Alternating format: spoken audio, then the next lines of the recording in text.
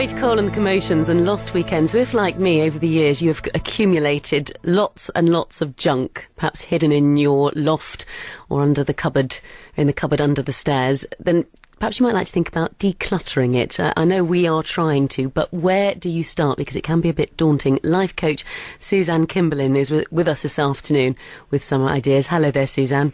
Hi, Arvina. Now, the straightforward solution, and this is what my husband says, is just chuck it out. But that's easier said than done, really, isn't it? It can be. Yes, because sometimes clutter becomes hoarding, and sometimes we're attached to the things that really we should chuck out. I think one of the things about clutter is recognising it. What is clutter to one person is actually a comfort blanket to another. Mm-hmm.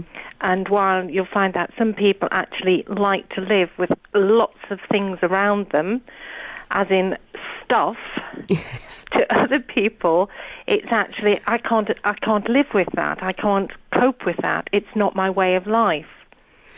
So where do you start with just sort of starting to, take things away?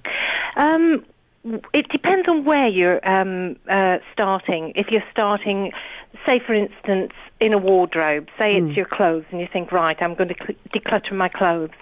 One of the easiest solutions is actually turn all of the coat hangers the same way. Yeah. When you actually take an item out to wear, when you put it back in the wardrobe, put the coat hanger the opposite way. And you will find over 3 months there is probably about less than a third of your wardrobe that is worn on a regular basis. And that is a really easy way to declutter your wardrobe if you're finding it very difficult to actually differentiate between what you need and what you don't. Now, what about, I know a lot of people are downsizing, and perhaps elderly people as well. Now, there's a lot of emotional attachment to items, isn't there? There is. I mean, having been bereaved myself when I was 34, and having been through that grieving process and having to declutter myself, and that's where I actually started out decluttering, having to actually understand why I needed to keep the things and what I needed to let go of. So it is a very emotional thing to do, but equally, if you are downsizing and moving, you want to downsize and declutter before you actually move. You need to actually think about the property you're moving into, the reason for moving, and only take the things you need, because it is much more difficult to actually downsize and declutter in a smaller environment, because it's cluttered when you're trying to declutter on a larger scale than decluttering a large property. I think, as you just mentioned there, allow time. I think whatever you're trying to declutter, that's really good advice, because it does take time. And my husband and I have found this in sort of trying to sort out our spare room. We've found boxes of old stamp collections which belonged to my great-granddad, and you spend an hour looking through them. Now, this spare room, everyone has one. It's amazing. Whether you live in a one-bedroom flat, yes, or you live in a mansion, you will always have a spare cupboard, yes, or a spare room, which, you always say to somebody, I can open the cupboard door, but put your hands there to catch. Yes. Don't look in there. It's the spare room. Yes. And nearly everyone has it to some degree. Oh, that makes me feel better, Suzanne. But it's actually recognising if there's a use for that spare room. And quite often we get people contact us when they actually, maybe it's a new baby, the spare room, which has been the junk room, we need it now. And that is a lot easier to deal with when you actually can recognise the problem for the room being cluttered. Yes, yeah. Once you actually have a recognition of that is when you can actually start to declutter, because you've got a vision of where you want to go. We found it quite useful as well, doing it together. Because if I did it on my own, I'd be thinking, oh, well, David might want to keep that. We've done it together, and we've both said we're going to be ruthless. Have we used this in 2 years? The answer is no, it's going. Yes. For some people we're dealing with, it's actually 15 years they haven't used it. I mean, it's amazing how clutter appears. You know, it wasn't there the last time we looked, but hey-ho, open the door, and we've got 15 years of clutter.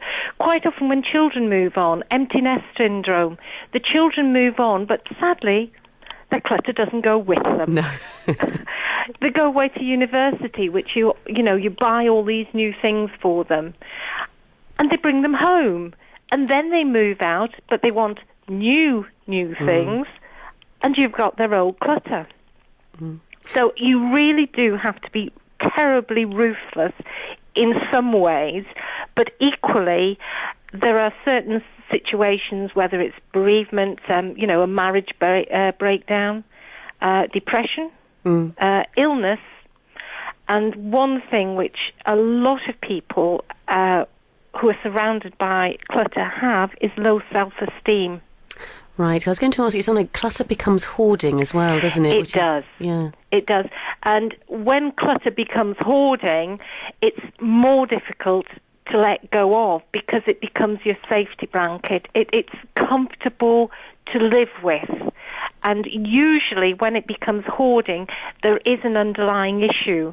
And that's one of the reasons that I actually moved on from just doing decluttering to actually becoming a neuro-linguistics program and life coach, and I do hypnotherapy because I need to understand the people I'm dealing with are individuals, and there is a reason for the clutter to be there. You know, other people can come into a house and they've maybe got pristine homes and come in and say, oh, you want to get rid of that, why hoard it? And they don't think of the emotional attachment. Yes. And that really and truly has to be addressed in every single case. Now, going back to getting rid of the clutter, once it's gone, how do you stop it building again? Well, one of the ways is to actually recognise why the clutter appeared in the first place. And every single person who has clutter has a reason for having it.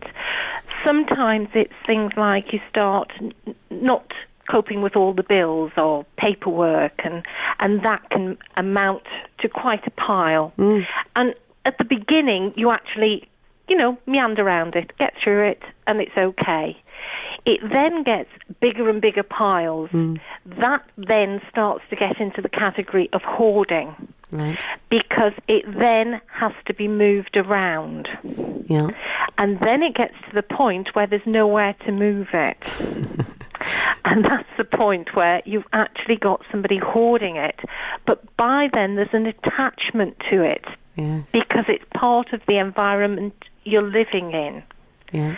And when you get to that point, you then sometimes decide, right, we need to move on and declutter completely. But whoever goes in as a declutterer will actually be looking at what started it off. And whatever the trigger point is, you then have to have something in place, almost like when you give up smoking. Yeah. That's been, a security for a long, long time. You take away the smoking, what do you replace it with? So you have to understand why you did it, have something else in place to make you feel the same way as that's made you feel, and then suddenly you have all of this time that you've spent wading through the clutter. Yes. So a lot of people actually have new opportunities, and it can be very scary. Yeah. Having yourself surrounded by clutter can actually be such a comfortable place to be in, believe it or not. I know, I'm sure there's lots of people nodding and saying yes, yes, yes. But it does. If you've got rid of clutter, you're quite right. All of a sudden, you do have a lot more time to do other things. And certainly if you're a busy person, if you can try and... It's all about getting organised, isn't it, Suzanne? And yes, it developing really good is. Habits. Yes. Yeah. If we... as easier said than done with so many things, but at least I think you've helped me out a little bit actually with my decluttering weekend, and I think I know where we need to go with it now. But very interesting to talk to you this afternoon. But just remember to reward yourself for doing it. Oh, I like that idea. Can that involve wine and chocolate? As long as that doesn't go on to another therapy session. Well, thank you for joining us this afternoon, Suzanne. A pleasure to talk to you. Thank you, Alina. Bye-bye. Bye.